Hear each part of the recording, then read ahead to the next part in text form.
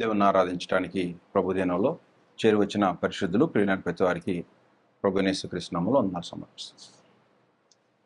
వివాహము అనే సంగతి గురించి మనం ఆలోచన చేస్తున్నాం. వివాహం అనేది దేవుడే ఏర్పాటు చేసినటువంటి కార్యక్రమం. ఇది మానవులు ఏర్పాటు చేసుకున్నది కాదు. దేవుడు ఈ వివాహాన్ని ఘనమైనదిగా ఉండాలని కోరుకున్నాడు. అన్ని విషయాల్లో ఘనమైంది. వివాహము ఈ ప్రపంచంలో ఉండే ఏ విషయమని మీరు చెప్తారో వాటన్నిటికంటే ఘనమైంది ఏంటంటే వివాహమే. ఎందుకంటే పవిత్రులైనటువంటి జంట, అలాంటి వారితో ఈ భూమిని నిండించాలి అనేటువంటిది దేవుని యొక్క కోరిక ఉంది. కనుక వివాహము ఘనమైందని దేవుడు చెప్పి ఆ వివాహానికి దేవుని మనసులో ఉండేటువంటి ఆలోచనలు గ్రంథంలో బయలుపరిచారు. ఆదికాండము 2వ అధ్యాయంలో 18వ వచనం, మరియు దేవుడైన యెహోవా నరుడు ఒంటరిగా ఉండుట మంచిది కాదు. నరుడు ఒంటరిగా ఉండుట, ఎలోన్ ఆర్ సింగిల్ అన్నాడు. ఎలోన్ అంటే ఒంటరివాడు. ఒంటరిగా ఉండుట మంచిది కాదు. ఎందుకు మంచిది కాదు? జారత్వం జరిగేటువంటి అవకాశం ఉంది. 1 కొరింథీ 7వ అధ్యాయంలో 1వ వచనం చెప్పేటట్టు, ఆయనను జారత్వములు జరుగుతున్నందున అన్నాడు.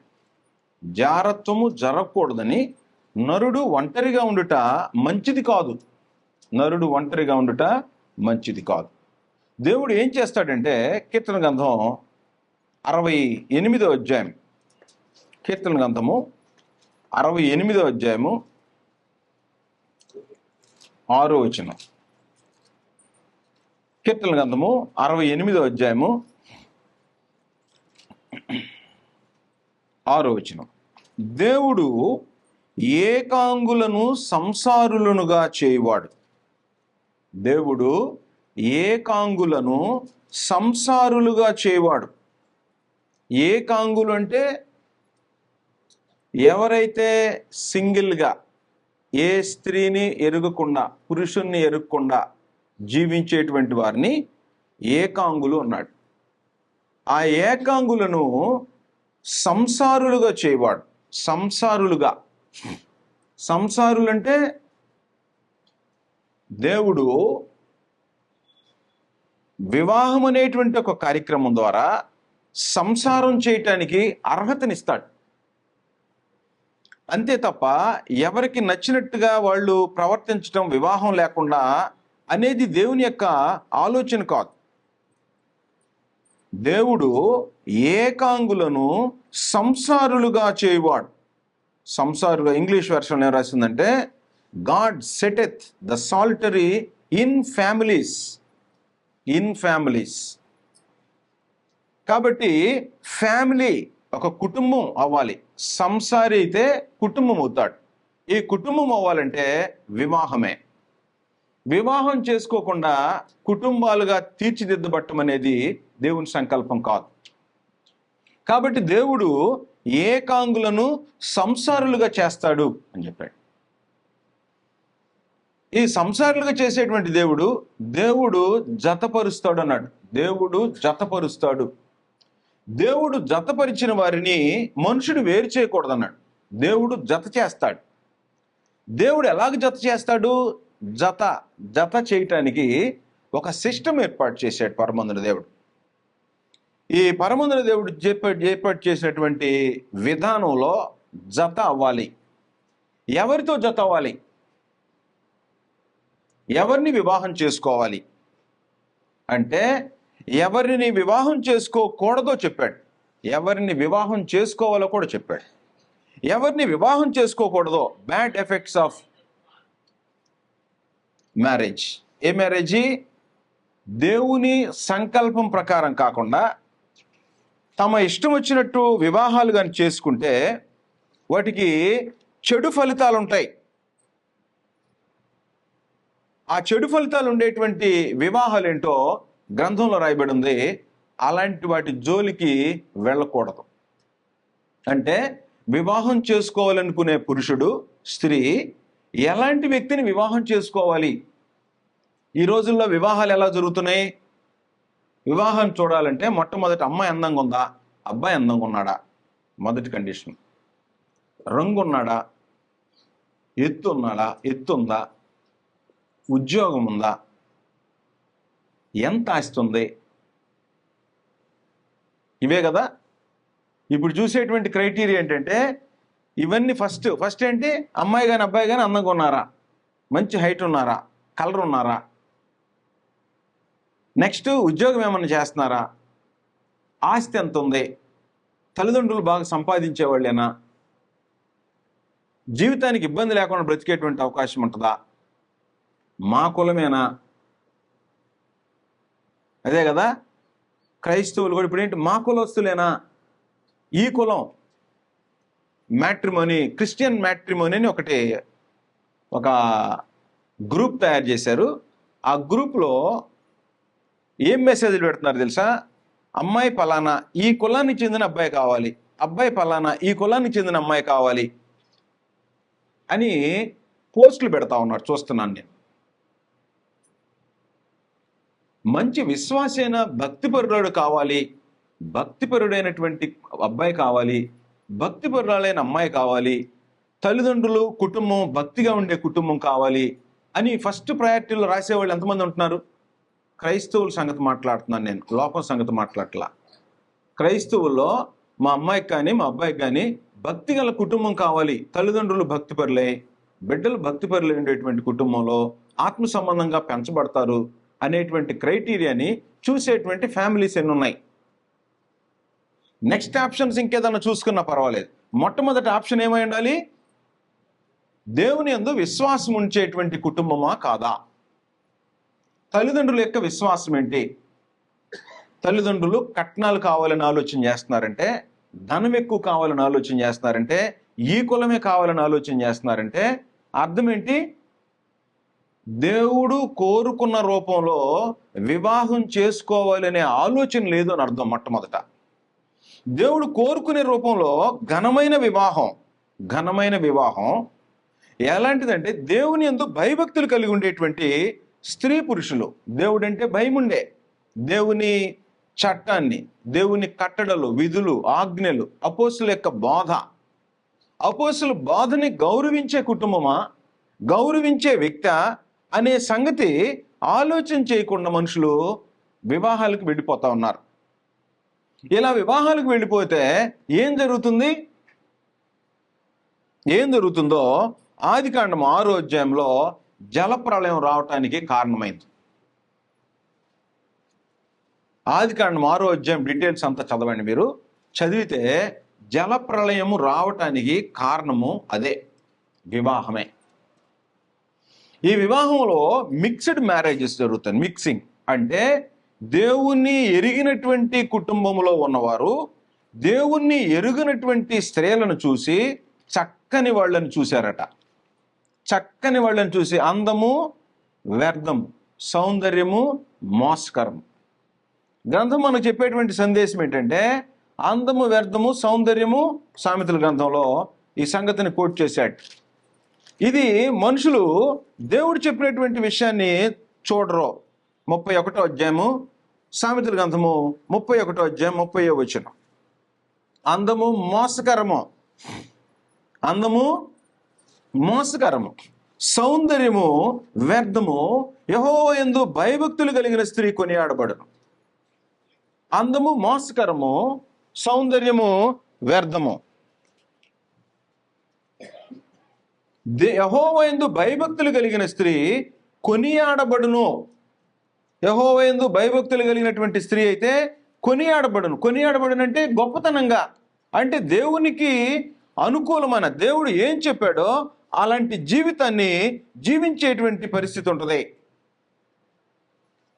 సామెతల గ్రంథం 11వ అధ్యాయము 16వ వచనంలో నెనరు గల స్త్రీ ఘనత నొందును. నెనరు గల స్త్రీ ఘనత నొందును, అందము మోసకరము, సౌందర్యం వ్యర్థం. ఇప్పుడు భూమి మీద చూసేటువంటి ఫస్ట్ ఆలోచన ఎక్కడ? అందము, సౌందర్యం. సౌందర్యాన్ని అంటే బ్యూటీషియన్, బ్యూటీగా. ఈ రోజున బ్యూటీ పార్లర్లు ఎక్కువైపోయినాయి. పెళ్ళప్పుడు తీసుకెళ్ళి బ్యూటీ పార్లర్లో మేకప్ వేసి నల్లగా ఉండేవాళ్ళని తెల్లగా చూపించి పెళ్లిలో ఎవరికి చూడాలని, ఎవరికి చూపించాలని. కనుక ఆ వివాహానికి అలంకరించుకునే విధానం వేరుగా ఉంది. అలంకారము దేవుడు కోరిన అలంకారం అది కాదు. మేకప్లు, ఫేషియల్స్ మనం చెప్తున్నారు, ₹1,00,000 మేకప్ వేస్తే. పెండ్లి కుమార్తెకు మేకప్ వేస్తే ₹1,00,000 తెలుసా మీకు? ఎంతసేపు? ఆ పెళ్లిలో కాసేపుకి మేకప్. దేనికోసం? సౌందర్యంగా కనపడటం కోసం. దేవుడు ఏ సౌందర్యాన్ని కోరాలని కోరుకుంటున్నాడు? సహజంగా ఉండే సౌందర్యం. ఇప్పుడే చదివాం కదా కీర్తన గ్రంథం 45వ అధ్యాయంలో, మన రోజు చదువుకునేటువంటి దాంట్లో అక్కడ ఒక ఇన్ఫర్మేషన్ రాయబడింది. 10వ వచనం, కుమారి ఆలకించుము, ఆలోచించి చెవియొగ్గు, నీ స్వజనమును నీ తండ్రి ఇంటిని మరువుము. నీ రాజు నీ ప్రభువు, అతడు నీ సౌందర్యము కోరినవాడు, అతనికి నమస్కరించుము. సౌందర్యం కోరాడంటే సహజంగా ఉండే సౌందర్యాన్ని కోరినవాడు, బ్యూటీ పార్లర్కి వెళ్ళి వచ్చేటువంటి సౌందర్యాన్ని కోరినవాడు కాదు. ఈ రోజున క్రిస్టియన్స్ అని చెప్పుకునేవాళ్ళు, టీవీల్లో మాట్లాడుతున్నటువంటి స్త్రీలు బోధించకూడదని చెప్పాడు దేవుడు. స్త్రీని బోధించొద్దు అని చెప్పాడు, బోధించకూడదు అని చెప్పాడు. టీవీలో ఆన్ చేస్తే ఫేషియల్స్, ఐబ్రోస్ కరెక్షన్స్, లిప్స్టిక్స్, బాహ్య సౌందర్యాన్ని చూపిస్తా టీవీల్లో కనిపించేటువంటి వాళ్ళు వాక్యాలు మాట్లాడతారు. చూసారు మీరు? ఎక్కడ చూసినవే. దేవుడు అలాంటి వాటిని కోరాడా? అలాంటి వాటిని కోరలేదు. దేవుడు ఏం కోరుకున్నాడంటే అంతరంగ స్వభావం, సౌందర్యం, గుణమునే అక్షయ అలంకారం అని చెప్పాడు. అందువలన ఈ రోజున వివాహాలు జరిగేటువంటి తీరుకి, దేవుడు చెప్పేటువంటి వివాహాలు జరుగుతున్న తీరుకి క్వైట్ ఆపోజిట్, పరస్పర విరుద్ధంగా ఉన్నాయి. ఒకదానికి సంబంధం లేదు. మానవులు పుట్టిన దగ్గర నుంచి మానవుల యొక్క ఆలోచన వేరుగా ఉంది, దేవుని యొక్క ఆలోచన వేరుగా ఉంది. దేవుని యొక్క ఆలోచన అనుసరించి బ్రతికినటువంటి వారు గ్రంథంలో రాయబడ్డారు, అలా ఆలోచించినటువంటి వాళ్ళు కూడా గ్రంథంలో రాయబడ్డారు. ఆదికాండం 6వ అధ్యాయం. నేను ఇప్పుడు ఈరోజు ఈ దినం ఏం చెప్పబోతున్నానంటే, ఎవరిని వివాహం చేసుకోకూడదో చెప్పబోతున్నాను.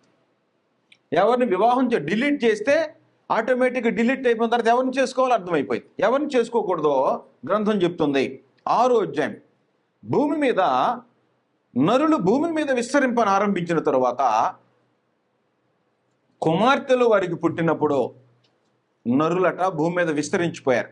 అంటే కయీను సంతతి, దేవుణ్ణి ఎరగనటువంటి వాడు, దేవుడంటే పట్టించుకునేటువంటి వాళ్ళు, తమ ఇష్టాన్ని నెరవేర్చుకునేటువంటి వాళ్ళు, అలాంటి వాళ్ళు పుట్టారట. దేవుని కుమారులు, నరుల కుమార్తెలు చక్కని వారిని చూచి అందాన్ని చూచి వివాహం చేసుకున్నారట. ఏమైపోయారు అప్పుడు వివాహం చేసుకుంటే? దేవుణ్ణి ఎరగకుండా ఆ స్త్రీ దేవుణ్ణి ఎరగకుండా చేసేసింది. అందువలన దేవునికి కోపం వచ్చేసింది. కోపం వస్తే ఏం చేశాడంటే వెదికాడు, చూస్తే ఒకే ఒక కుటుంబం కనబడింది, మొత్తాన్ని నాశనం చేసేసాడు. కారణం ఏంటి? వివాహం. కాబట్టి వివాహము అన్నిటికంటే ఘనమైంది అన్నాడు. వివాహం అన్నిటికంటే ఘనమైందంటే ఎవరిని వివాహం చేసుకోవాలంటే దేవుణ్ణి ఎరుగనటువంటి వారిని వివాహం చేసుకోకూడదు. అది స్త్రీ అయినా పురుషుడైనా. స్త్రీ అయినా పురుషుడైనా దేవుని ఎరగనటువంటి పిల్లలను కానీ వివాహం చేసుకుంటే మొట్టమొదటి జరిగిన కార్యక్రమం ఏంటి? జలప్రళయం, సృష్టిని నాశనం చేశాడు పరమంత్ర దేవుడు. కాలక్రమంలో అబ్రహాం వచ్చాడు, అబ్రహాం కుమారుడు ఇస్సాకు వచ్చాడు, ఇస్సాకు కుమారులు అబ్రహాముకు బిడ్డలు పుట్టారు, ఇస్సాకు వచ్చాడు. వివాహాలు జరుగుతునేటప్పుడు ఇస్సాకు, ఆ తర్వాత ఇస్సాకు కుమారులు ఎవరు? ఏశావు, యాకోబు. వివాహాలు చేసుకునేటువంటి తీరుకి గ్రంథంలో ఎలా రాయబడిందో చూస్తాం. ఆదికాండము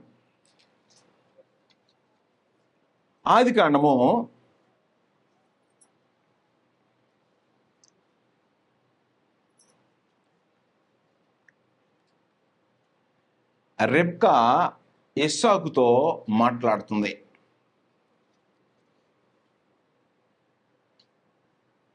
ఇస్సాకుతో ఏం మాట్లాడుతుందంటే, వాళ్ళకి 2 బిడ్డలు పుట్టారు. ఎవరెవరు వాళ్ళు? ఇస్సాకునకు రెబ్కాకి ఎవరు పుట్టారు? ఏశావు, యాకోబు. 2 బిడ్డలు ఉన్నారు. ఏశావు వివాహం చేసుకున్నాడట. ఏశావు వివాహం చేసుకుంటే యాకోబుకు వివాహం కాలేదు. వివాహం కాకపోతే ఆ మాట్లాడుతుంది 27వ అధ్యాయము 46వ వచనం. మరియు రెబ్కా ఇస్సాకుతో, హేతు కుమార్తెల వలన నా ప్రాణము విసిగినది. ఈ దేశస్థురాండ్రైన హేతు కుమార్తెలలో వీరి వంటి ఒకదానిని యాకోబు పెళ్లి చేసుకునే ఎడల నా బ్రతుకు వలన నాకేమి ప్రయోజనము? ఎందుకు మాట్లాడుతుంది సంగతి? రెబ్కా ఇస్సాకుని వివాహం చేసుకుంది. 2 బిడ్డలు పుట్టిన తర్వాత పెద్ద ఆయన ఏశావు వివాహం చేసేసుకున్నాడు. ఎవరి పిల్లలు వాళ్ళు? హేతు కుమార్తెలు. 26వ అధ్యాయము, పేజ్ వెనక్కి తిప్పితే 26వ అధ్యాయము 34వ వచనం. ఏశావు 40 సంవత్సరముల వాడైనప్పుడు హిత్తీయుడైన బేరీ కుమార్తెయగు యెహూదీతును, హిత్తీయుడైన ఏలోను కుమార్తెయగు బాసిమతును పెండ్లి చేసుకొనెను. దేవుని ఎరగని వారు వీరు ఇస్సాకునకును రెబ్కాకును మనోవేదన కలుగు చేసరి. ఏం జరిగిందో ఇంట్లో మనోవేదన కలుగు చేస్తే ఏశావు వివాహం చేసేసుకున్నాడు. ఏశావు వివాహం చేసుకుంటే మనోవేదన కలిగింది. ఎవరెవరికి? ఇస్సాకు, రెబ్కాకి. ఇంట్లో ఇల్లంతా డిస్టర్బ్ అయిపోయాడు. వివాహాలు ఏం చేస్తున్నాయి తెలుసు? ఈ రోజున కుటుంబాలని పతనం చేసేస్తున్నాయి, బ్రేక్ చేస్తున్నాయి. కలిసి ఉండే ఫ్యామిలీస్ని బ్రేక్ చేసేటువంటి వివాహాలు. దేవుని జ్ఞానం లేకపోతే, నా ప్రజలు జ్ఞానం లేకే చెరపట్టుబడిపోతున్నారని యెషయా గ్రంథంలో చెప్పాడు. కాబట్టి జ్ఞానం లేకపోతే ఏం జరిగిద్దంటే, నీ భార్యకు నీ భర్తకు జ్ఞానం లేకపోతే నీ కుటుంబం కలిసి ఉండేటువంటి అవకాశం లేదు. బ్రేక్ అయిపోయింది. మనోవేదన. రెబ్కాకి ఇస్సాక్కి మనోవేదన కలిగిందట. రెబ్కాకి ఇస్సాక్కి మనోవేదన కలిగితే ఇప్పుడు ఏం చెప్తుందంటే, అయ్యా యాకోబుకి ఇట్లాంటి వివాహాలు వద్దు, యాకోబుకి ఇలాంటి వివాహం వద్దు. కాబట్టి దేవుని ఎరిగినటువంటి పిల్లలతో వివాహం చేద్దాం అని కోరుకుంది. కారణం ఏంటంటే ఏశావు తన ఇష్టం వచ్చినట్టు వివాహం చేసుకున్నాడు. వాళ్ళు పెళ్లి చేసుకున్నాడట. పెళ్లి చేసుకుంటే ఏమన్నాడంటే, భ్రష్టుడు, వ్యభిచారి అన్నాడు. ఏశావుని గురించి మాట్లాడుతూ భ్రష్టుడు, వ్యభిచారి అని హెబ్రీయులకు రాసిన పత్రికలో ఏశావుని గురించి, హెబ్రీయులకు రాసిన పత్రిక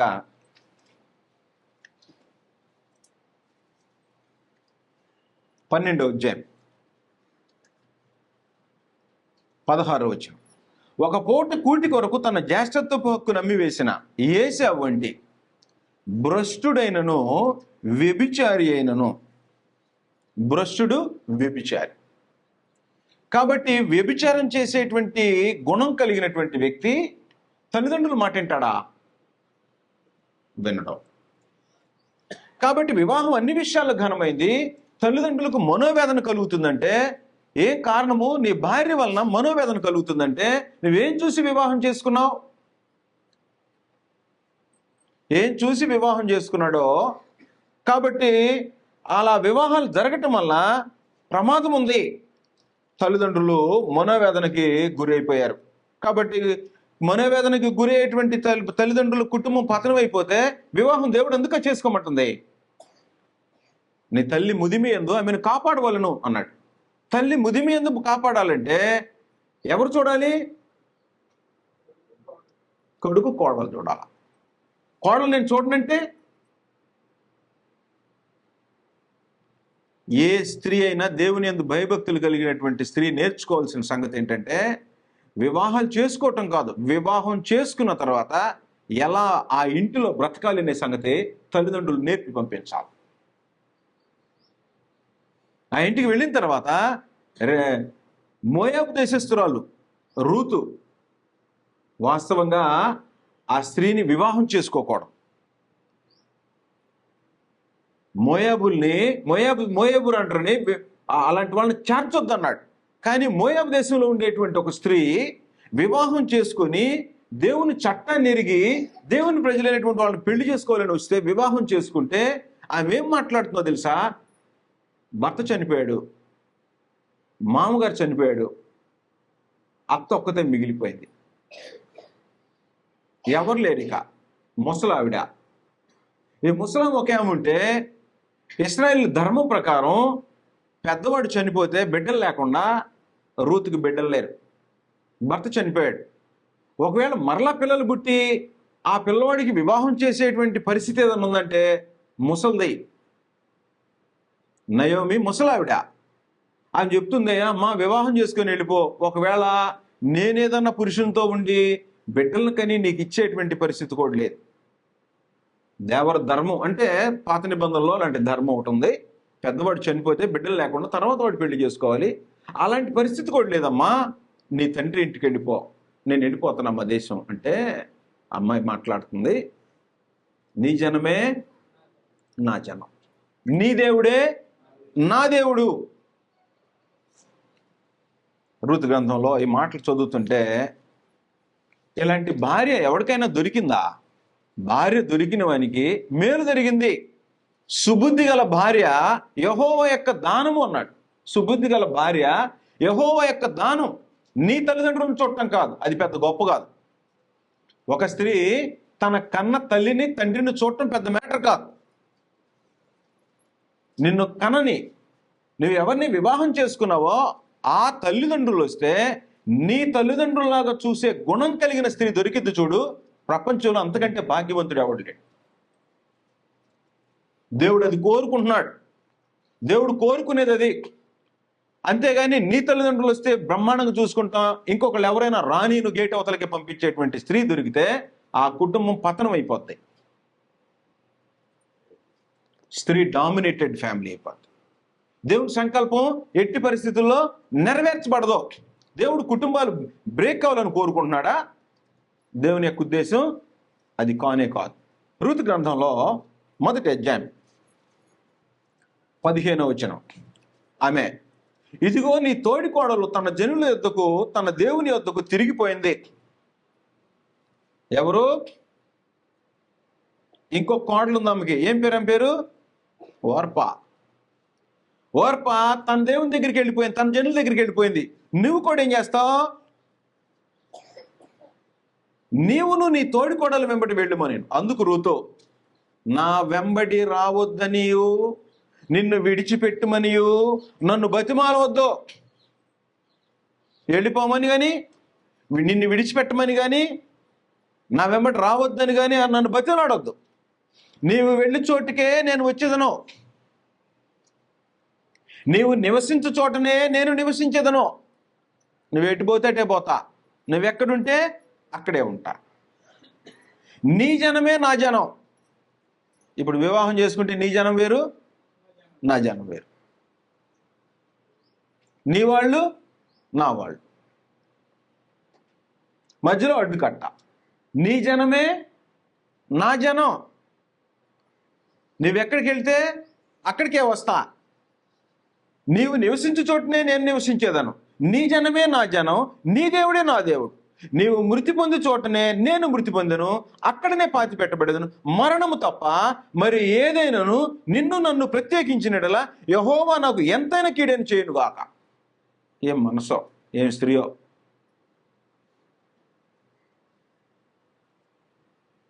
మరణం తప్ప అన్నాడు. భార్యాభర్తలో మరణం వరకు నమ్మకంగా ఉండాలని కోరి దేవుడు వివాహాన్ని ఏర్పాటు చేస్తే, ఆ వివాహం చేసుకున్న తన కోడలు అంటుంది, భర్త చనిపోయాడు, ఇప్పుడు ఏమంటుందో తెలిసి స్త్రీ, మరణం తప్ప నిన్ను నన్ను ఏది వేరు చేయటానికి అంటే దేవుని యొక్క నిబంధన ఏమై ఉంది? నువ్వు చేసుకున్న భర్త చనిపోతే నీ అత్త బాధ్యత నీదే. ముసలి కదా అని వదిలిపెట్టి వెళ్ళిపోవటం కాదు. ఆమెకి ఎవరు లేరు, నీదే బాధ్యత. ఇలాంటి గుణముండే స్త్రీ, గుణవతి అయిన భార్య దొరుకుట అరుదు అన్నాడు. సుబుద్ధి గల భార్య యెహోవా యొక్క దానం. పురుషులు ఏం చేయాలంటే అలాంటి భార్య కావాలని ప్రార్థన చేయాలి. అందం కావాలి, ఆస్తిపాస్తులు కావాలి, పలానా కావాలనేటువంటిది కాకుండా ఇలాంటి భార్య కావాలని ఏ పురుషుడు ప్రార్థన చేస్తాడో దానం చేస్తాడు దేవుడు. నీ మనసుకు నచ్చినట్టు నీ కోరికలు కోరుకొని వివాహానికి వెళ్ళిపోతే ఎలాంటి భార్యలు దొరుకుతారు? ఏశావుకు దొరికినటువంటి భార్యలు దొరుకుతారు. తల్లిదండ్రులకి మనోవేదన కలిగించేటువంటి పరిస్థితులు వస్తాయి. ఒకవేళ ఏ స్త్రీ అయినా తన అత్తకి మామకి మనోవేదన కలిగించిందంటే దేవుణ్ణి దుఃఖ పెడుతున్నావు, గుర్తుపెట్టుకోవాలి. మరణం ఏమంటుందట? మరణము తప్ప ఏదైనాను నిన్ను నన్ను ప్రత్యేకించినడలా. ఏం స్త్రీ అంటే ఏం బాంధవ్యం పెట్టుకుందామి? ఈమె నా తల్లి అంతే. నీ స్వజనమును నీ తండ్రి ఇంటిని మరువము. నేను ఎక్కడికి వెళ్ళనమ్మా, దేవుడు నిన్ను నాకు అప్పగించాడు. నీ కుమారుడు ఉంటే ఆయన చూసేవాడు, లేడు, నేనే భవిష్యస్తా. అత్తింటి దగ్గర ఉంది, పరిగెరుకోవటానికి వెళ్ళింది. ఇస్తే ఏం ఆస్తుంది రూతు దగ్గర? నయం దగ్గర ఏముంది? ఏమి లేదు. అందుకని ఆమె పేరు మీద ఒక పుస్తకం రాయబడింది. అందువల్ల ఇలాంటి స్త్రీ ఎవరికైనా దొరికిందనుకో, ఇంకంతకంటే ప్రపంచంలో మనగాడు ఎవడు లేడు. అలాంటి స్త్రీ కంటే నెనరు గల స్త్రీ కొనియాడబడు. ఇప్పుడు కొనియాడుతున్నావు లేదా రూతుని? కొనియాడుతున్నావు. కాబట్టి ఈ బాప్టిస్మం పొందినటువంటి వాళ్ళు ఎవరైనా స్త్రీలు ఉంటే వాళ్ళు ఏం చేయాలంటే తల్లిదండ్రులను వదిలిపెట్టి వేరే ఇంటికి వెళ్ళేటప్పుడు వాళ్ళనే చూసుకునే ఆలోచన కలిగిన తల్లిదండ్రులు ఎప్పుడు వస్తారు? రెబ్కా వాళ్ళ అన్నదమ్ములు వాళ్ళ ఇంట్లో వాళ్ళు ఎప్పుడు వచ్చారు రెబ్కా దగ్గరికి? కొన్ని సంవత్సరాలు అయిపోయిన తర్వాత వాళ్ళని గుర్తు చేసుకొని యాకోబుని అక్కడ పంపించింది. ఎప్పుడు తన ఇంటికి వెళ్ళినట్టు కనపడదు. అంటే వివాహానికి సిద్ధపడేటువంటి స్త్రీ ఈ ఇంటిని వదిలిపెట్టి ఆ ఇంట్లోకి వెళ్ళి ఆ ఇంటికి వెళ్ళబోయే ముందు ఏం చేయాలి? తల్లిదండ్రులు చేయాల్సిన పని ఏంటంటే అలాంటి ఆత్మ సంబంధమైనటువంటి కుటుంబాలు, అలాంటి వ్యక్తులు దొరికితే వదులుకోకూడదు. అలా వివాహం జరిగితే ఎలాగుంటుంది? అందువలన వివాహము మరణం వరకు ఉండే బాంధవ్యం. నీ భర్తతోనే కాదు, ఆ ఇంట్లో ఉండేవారితో జీవితకాల బాంధవ్యం కలిగి ఉండేటువంటి ఇలాంటి వివాహాలు జరిగితే దేవుడు ఎంత ఆనందపడతాడు. అందువలన ఒక స్త్రీ తన ఇంటికి వస్తుందంటే అలాంటి గుణవతి దొరికితే ఎలా తెచ్చుకోవాలో, అలా పెంచిన తల్లిదండ్రులు నిజంగా దేవుని గుర్తెరిగినటువంటి తల్లిదండ్రులు. అలాంటి నేర్పి పంపించాల్సినటువంటి అవసరం ఉంది. ఎలాంటి వివాహం చేసుకోకూడదు? ఏశావుకు దొరికిన భార్య లాంటి దేవుణ్ణి ఎరుగనటువంటి వాడు ఏమంటారు? నీ దేవుడే నా దేవుడు, నీ దేవుడే నా దేవుడు అంటుందంటే దేవుని గురించినటువంటి ఎంత జ్ఞానం ఉందో రూతుకి, ఎంత ఉందో హృదయంలో, ఆ రోజు బయటకు వచ్చేసి. నంబర్ 2, ధర్మశాస్త్రం వచ్చింది. ధర్మశాస్త్రం ఇవ్వబోయే ముందు పరమందుని దేవుడు ఐగుప్తు దేశంలో 430 సంవత్సరాలు ఇశ్రాయేలీలు ఉన్నారు. యాకోబు సంతతి. ఈ యాకోబు సంతతి ఏశావు భ్రష్టుడై వెళ్ళిపోయాడు, ప్రక్కకు తొలగి వెళ్ళిపోయాడు. యాకోబు సంతతి వృద్ధి పొందింది. యాకోబు కుమారులను ఇశ్రాయేల్ అన్నాడు. ఆ ఇశ్రాయేల్కి ధర్మశాస్త్రం ఇచ్చి 430 సంవత్సరాలు అయిపోయిన తర్వాత అక్కడి నుంచి బయటికి తీసుకొచ్చాడు. బయటికి తీసుకొచ్చేటప్పుడు, ధర్మశాస్త్రాన్ని ఇచ్చేటప్పుడు వివాహాన్ని గురించి ఒక ప్రత్యేకమైన సందేశం చెప్పాడు. ద్వితీయోపదేశకాండము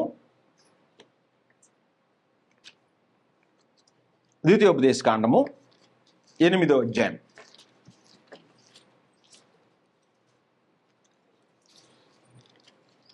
ద్వితీయోపదేశకాండము 7వ అధ్యాయం మొదటి నుండి చదువుతాను నేను. సందర్భం ఏంటంటే, ఏ జనం మధ్య అయితే ఇశ్రాయేలీయులు 430 సంవత్సరాలు ఉన్నారో అక్కడి నుంచి బయలుదేరి వచ్చిన తర్వాత వాళ్ళ ఆచారాలు చేయొద్దని చెప్పి కొత్తగా ఏ జనం మధ్యకి వెళ్తున్నారో వీళ్ళు చెప్తున్నాడు. ఏ జనం మధ్యకి తీసుకెళ్లి వాళ్ళని అంటుకడుతున్నాడో ఈ దేశంలో నుంచి బయటికి తీసుకొస్తున్నాడు. తీసుకొచ్చేటప్పుడు అక్కడ ఉండేటువంటి జనులు అలాంటి వారితో వివాహం చేసుకోవద్దని చెప్తున్నాడు.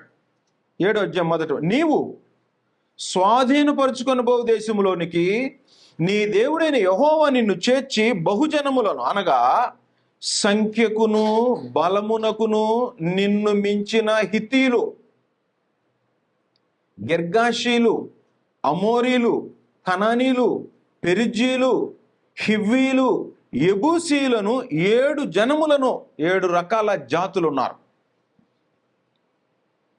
నీ ఎదుటి నుండి వెళ్ళగొట్టిన తర్వాత ఇజ్రాయెల్ కనాన్లో 7 జాతులు ఉన్నారు. ఈ జాతుల వాళ్ళు హిత్తీయులు, గిర్గాషీయులు, అమోరీలు, కనానీలు, పెరిజ్జీలు, హివ్వీలు, యెబూసీలు అనేవాళ్ళు.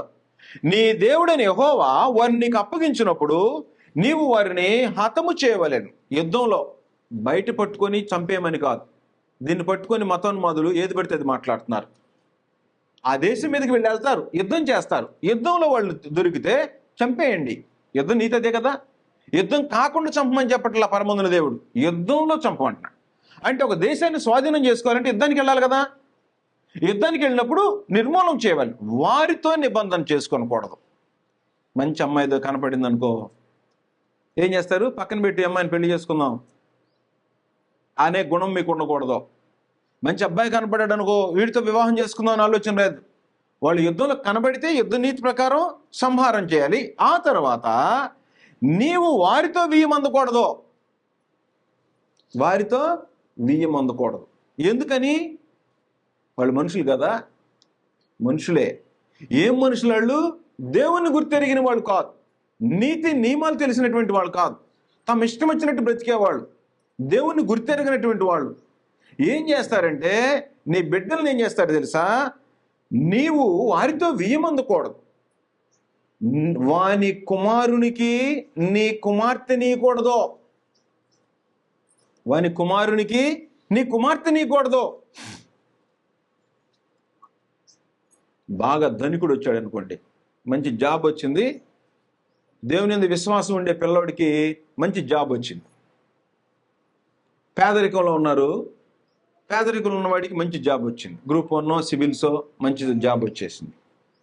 రాగానే పేదవాడి దగ్గరికి ఒక ధనవంతుడైనటువంటి దేవుని ఎరగినటువంటి వాడు ఓ 50 కోట్ల ఆస్తి ఇస్తానయ్యా మా అమ్మాయిని చేసుకొని వచ్చాడు. ఏం చేస్తాడు ఇప్పుడు? లోకంలో సంగతి చేసుకుంటారు. లోకంలో మాట్లాడట్లా నేను లోకాన్ని గురించి మాట్లాడట్లా. క్రీస్తు ప్రభు సంఘంలో ఉండే వ్యక్తి తన ఇంట్లో ఒక కుర్రాడికి మంచి జాబ్ వస్తే, పేదోడై ఉంటే, బాగా ధనికురాలైనటువంటి వాడు వచ్చి ఒక 50 కోట్లు ఇస్తానయ్యా మా అమ్మాయిని ఇచ్చి పెళ్లి చేస్తానంటే ఏం చేస్తాడు ఇతను? చేసుకుంటాడా? చేసుకోడా?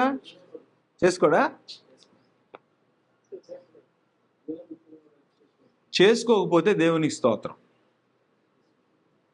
50 కోట్ల ఆస్తి కళ్ళుకి గుడ్లితనం కలుగు చేసింది. తర్వాత మార్చుకుంటాలే నేను ఏదో చెప్తాడు. ఈ కథ చెప్పి 50 కోట్లు కనపడుతుంటాయి. అక్కడే స్థానిక సంఘంలో ఒక సుబుద్ధి కలిగిన అమ్మాయి ఉందనుకో, అమ్మాయిని పెళ్లి చేసుకోమన్నాడు అనుకో, ఇప్పుడు రెండింటిని టాలీ చేసుకొని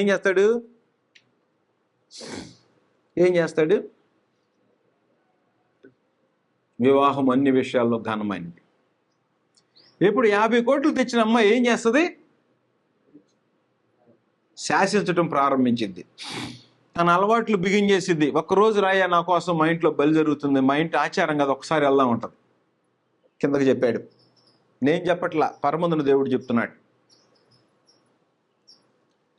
నీ కుమారునికి వాని కుమార్తెని పుచ్చుకొనకూడదు, కుమారునికి కుమార్తెని ఇవ్వకూడదు, నీ కుమారునికి వాని కుమార్తెని పుచ్చుకొనకూడదు. నన్ను అనుసరింపకుండా ఇతర దేవతలను పూజించినట్లు నీ కుమారుని వారు మళ్ళించరు.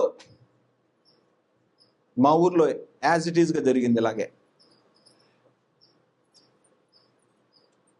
సాఫ్ట్వేర్ అబ్బాయి అన్ని జనరల్ అమ్మాయిని పెళ్లి చేసినప్పుడే వెంటనే మారిపోద్ది అన్నాడు. ఇవి గుడికి వెళ్తున్నాడట, మనం చెప్తున్నారు.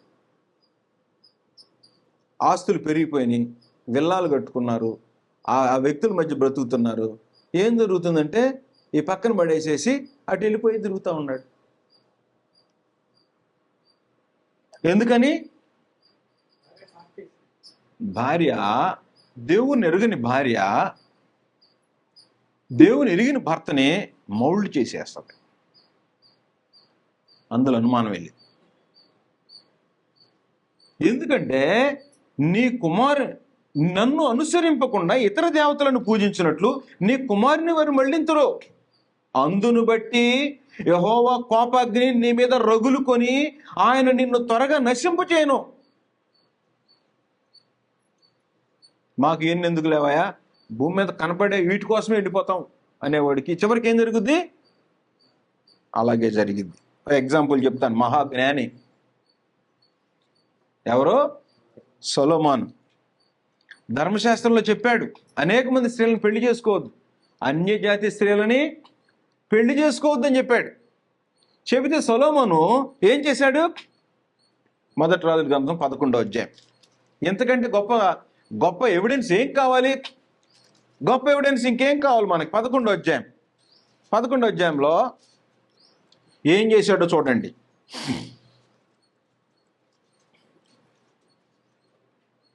మొదటి నుంచి. మోయాబీలు, ఎదోమీలు, అమ్మోనీలు, సీదోనీలు, హిత్తీలను జనులు మీ హృదయములను తమ దేవతల తట్టు తిప్పుదురు గనుక వారితో సహవాసము చేయకూడదని, వారిని మీతో సహవాసము చేయనీయకూడదని యెహోవా ఇశ్రాయేలులకు సెలవిచ్చి ఉన్నాడు. ధర్మశాస్త్రంలో చెప్పాడు. అయితే రాజైన సొలొమోను ఫరో కుమార్తెను గాక ఆ జనులు ఇంకా అనేక మంది పరస్త్రీలను మోహించి కామాతురత గలవాడై వారిని ఉంచుకొని వచ్చెను. అతనికి 700 మంది రాజకుమార్తెలైన భార్యలను 300 మంది ఉపపత్నులు కలిగి ఉండేది. అతని భార్యలు అతని హృదయమును తిప్పివేసిరే. వెళ్ళొద్దురా, వెళితే తిప్పేస్తారు నిన్ను అంటే విన్నాడా సొలొమోను? వినలేదు. అతని భార్యలు అతని హృదయమును త్రిప్పివేసిరే. సొలొమోను వృద్ధుడైనప్పుడు అతని భార్యలు అతని హృదయమును ఇతర దేవతల తట్టు తిప్పగా హృదయం వెళ్ళిపోయిందట. తిప్పితే పరమందున దేవుడు చూశాడు. అయ్యో, నా భక్తుడు మహాజ్ఞాని అని ఆలోచన చేస్తే ఇంకేం చేశాడు తెలుసా? ఇంకేమేడు? అతని తండ్రి అయిన దావీదు హృదయములు అతని హృదయమును దేవుడైన యెహోవా ఎడల యథార్థము కాకపోయాను. సొలొమోను వెళ్ళి ఆ స్త్రీలను వివాహం చేసుకోవడం ఒక నేరం, గుడికి వెళ్ళటం ఇంకొక నేరం, అటువైపు తిరగటం ఇంకొక నేరం. గుళ్ళే కట్టించాడట. సొలొమోను అష్టోరతను, సీదోనీల దేవతను, మిల్కోమును, అమ్మోనీల హేమైన దేవతను అనుసరించి నడిచెను. ఈ ప్రకారము సొలొమోను యెహోవా దృష్టికి చెడు నడత నడిచి, ఈ చెడు నడత నడవటానికి కారణం ఎవరు? దేవుణ్ణి ఎరగని పరస్త్రీలు. జలప్రళయం రావటానికి కారణం ఎవరు? దేవుణ్ణి ఎరగనటువంటి స్త్రీలని వివాహం చేసుకోవటం వల్ల. అందువలన సొలొమోను ఏం చేశాడు?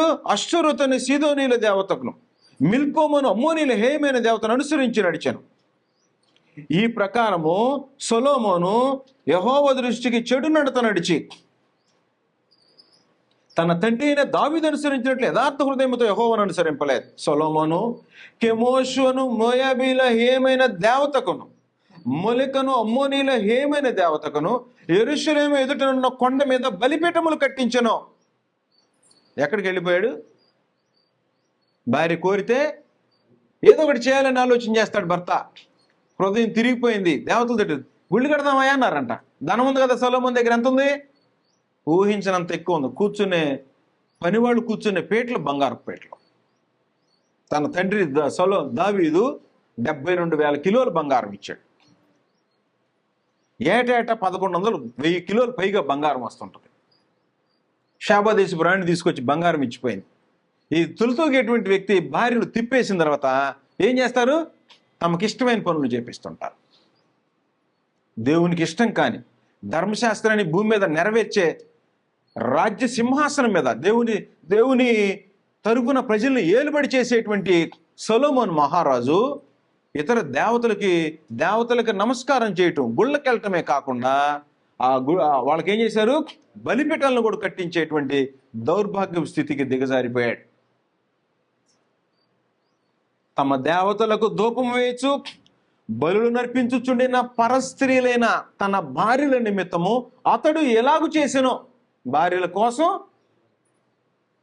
కాబట్టి భార్య గుణవతి కాకపోతే ఏం చేసేది? నిన్ను తిప్పేసేసి. ఎటు తిప్పిద్దో తెలియదు. ఇక నీ స్టీరింగ్ ఆమె దగ్గర ఉంటుంది. ఇక సొలొమోను లాంటి వాడు స్టీరింగే వెళ్ళిపోయింది. మహాజ్ఞాని, మహాసంపన్నుడు, వివేకం కలిగిన వాడు పరస్త్రీని వివాహం చేసుకుంటే వివేకం లేని పరిస్థితికి వెళ్ళిపోయాడు. మహాజ్ఞాని, మహావివేకి ఏమైపోయాడు? మహాబుద్ధిహీనుడు, మహా అవివేకి అయిపోయాడు. దేవుడు చూశాడు, పిలిచాడు. ఇశ్రాయేలు దేవుడైన యెహోవా అతన్ని 2 మార్లు ప్రత్యక్షమై నీవు ఇతర దేవతలను వెంబడింపవలదని ఆజ్ఞాపించినను సొలొమోను హృదయం ఆయన నుండి తొలగిపోయాను. 2 సార్లు పిలిచి ఆజ్ఞాపించాడు దేవుడు. దేవుడు పిలిస్తే రాకపోతే ఇంకేం జరుగుద్ది? యెహోవా తనకిచ్చిన ఆజ్ఞను ఒకడు గైకొనకపోగా యెహోవా తన మీద కోపగించి చెప్పాడు కదా, రగులుకుంటుందని చెప్పాడు. రగులుకుంది. అందువలన అడవి గడ్డి పువ్వులో ఒక్కదాని వల్లే కూడా సొలొమోను యొక్క వైభవం అలంకరింపబడలేదని చెప్పాడు. తన వైభవం మొత్తం ఏమైపోయింది? బూడిదలో పోసిన పన్నీర్ అయిపోయింది. కాబట్టి వివాహం ఎవరిని చేసుకోవాలో ఎరగకుండా వివాహం భార్యను తెచ్చుకుంటే, భర్తను తెచ్చుకుంటే జీవితం నాశనం అయిపోతాయి. దేవుని దగ్గరికి రానివ్వరు, దేవుని కట్టడలు అనుసరింపనివ్వరు, తమ ఇష్టం వచ్చినట్టుగా తిప్పేస్తారు.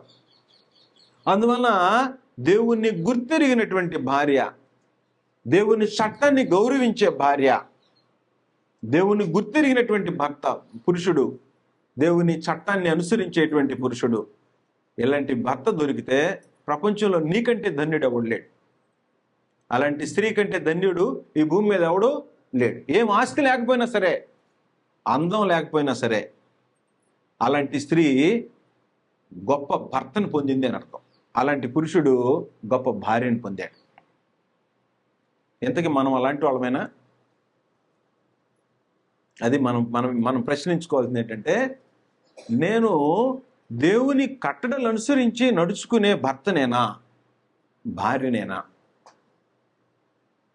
నా భర్తని దేవుని సంకల్పానికి భిన్నంగా బ్రతికేటట్టుగా చేస్తున్నానా? దేవుని సంకల్పాన్ని అనుసరించి బ్రతికేటట్టు చూస్తున్నానా?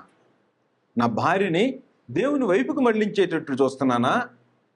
లేకపోతే నా ఇష్ట ప్రకారం జీవించేటట్టుగా కోరుకుంటున్నానా అనేది మనుషులు, వివాహమైనటువంటి క్రైస్తవులని చెప్పుకునే క్రీస్తు సంఘంలో ఉండే ప్రతి భార్య, ప్రతి భర్త ఆలోచించుకోవాలి. కాబట్టి జీవన శైలి వివాహం మార్చేస్తుంది. నీ జీవన శైలి, ఒకవేళ నీకు అలాంటి భర్త దొరికి దేవుని కట్టలను గౌరవించే దొరికితే నీకంటే ప్రపంచంలో అదృష్టవంతం అంటేనే అది అదృష్టం కాదు. అదృష్టం అని నువ్వు అనుకుంటే నీకంటే అదృష్టవంతుడు ఇంకెవరు లేడు, నీకంటే అదృష్టవంతురాలు ఇంకెవరు లేరు.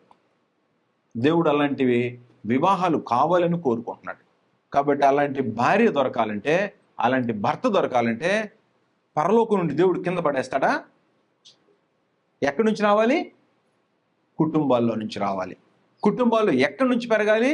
స్థానిక సంఘంలో పెరగాల. స్థానిక సంఘంలో అలాంటి జ్ఞానంతో పెంచబడేటువంటి స్త్రీలు, పురుషులు, యవనస్తులు తయారైతే సంఘాల యొక్క బాధ్యత అది. స్థానిక సంఘం యొక్క బాధ్యత, తల్లిదండ్రుల యొక్క బాధ్యత ఏంటంటే, ఒకవేళ నువ్వు ఆ స్థితిలో లేకపోతే రావాలి, బిడ్డలను అలాగ పెంచటం అనేటువంటిది నేర్చుకోవాలి. స్థానిక సంఘంలో సువార్థికులు, స్థానిక సంఘంలో ఉండే వ్యక్తులు, అలాంటి వ్యక్తుల్ని తయారు చేసేటువంటిది స్థానిక సంఘమై ఉండాలి. కాబట్టి పవిత్రురాలైన కన్యకనుగా, పవిత్రుడుగా ఒక పురుషుణ్ణి, ఒక స్త్రీని పెంచటం దేవుని యొక్క సంకల్పంలో భాగమైంది. అలాంటి స్త్రీ కానీ పురుషుడు కానీ వివాహంలో సిద్ధపడితే, అలాంటి వారు దొరికితే ప్రపంచంలో అంతకంటే భాగ్యం ఇంకేది. ఎందుకంటే ఈ ధనం ఇక్కడితో నాశనం అయిపోతుంది. ఇలాంటి భార్య నిన్ను నడిపించడం, భర్త నిన్ను దేవుని సన్నిధిలో బ్రతికేటట్టుగా ఇద్దరు కలిసి జీవించి ఈ లోకయాత్ర ముగించుకొని పరలోకం వెళ్ళిపోతే అంతకంటే ధనమేముంది ప్రపంచంలో? మహిమైశ్వర్యం. ఈ మహిమైశ్వర్యం పొందటానికి ఎవరైతే జీవితాన్ని కట్టుకుంటారో, వివాహానికి సిద్ధపడతారో, వివాహ జీవితాన్ని ఒకవేళ తెలియకపోతే ఇప్పుడు మార్చుకొని అలాగ జీవిస్తారో పరమందుని దేవుని దృష్టికి యోగ్యమైన వాళ్ళు. అలాంటి వివాహాలకి అలాంటి వ్యక్తుల్ని, అలాంటి వారిని చేసుకోకూడదు. ఇలాంటి దేవుని యందు భయభక్తులు కలిగి ఉండేటువంటి వాళ్ళని వివాహానికి చేసుకోవటం అనేది దేవుని యొక్క సంకల్పమైంది. సమయం అయిపోయింది కాబట్టి వదిలిపెట్టేశాం. బ్యాడ్ ఎఫెక్ట్స్ అంటే దేవుని సంకల్పం ఎరుగునటువంటి వివాహాలు ఏం చేస్తాయో, ఒకటి జలప్రళయం చూసాం. 2 హేతు కుమార్తెలు ఇస్సాకు రెబ్కాకి మనోవేదన కలిగించారు. ఏశావు భ్రష్టుడైపోయాడు. నెక్స్ట్ సొలొమోన్, దేవుడు పిలిచి 2 సార్లు ఆజ్ఞాపించాడట. అయినా కూడా ఏంటి కారణం? వివాహాలు కుటుంబాన్ని దేవుని సన్నిధిలో కడతాయి. వివాహాలు దేవుని సన్నిధికి రాకుండా బ్రేక్ చేస్తాయి. కాబట్టి వివాహము దేవుని సన్నిధిలో కూర్చునేటట్టుగా, దేవుణ్ణి ఆనందింపజేసేటట్టు, దేవుని నిబంధనకు లోబడి, రూత్ అన్నట్టు నీ జనమే నా జనం, నీ దేవుడే నా దేవుడు, నువ్వు ఎక్కడికి వెళ్తే అక్కడికే వెళ్తా, నువ్వు ఎక్కడ చనిపోతే అక్కడే చనిపోతా, నిన్ను నన్ను మరణం తప్ప ఇంకేది కూడా వేరు చేయకూడదు. ఇలాంటి కుటుంబాలు కావాలని దేవుడు కోరుకుంటున్నాడు. మనం మనసు మార్చుకొని కుటుంబాలను అలాగ కట్టుకునేటట్టుగా, కుటుంబాలని ఆత్మ సంబంధం పెంచుకొని ఇలాంటి బాంధవ్యం కలిగి జీవించే కుటుంబాలుగా తీర్చిదిద్దబడాలని ప్రభువైన యేసుక్రీస్తు పేరిట మేము కొంత సమర్పిస్తూ ముగిస్తాం.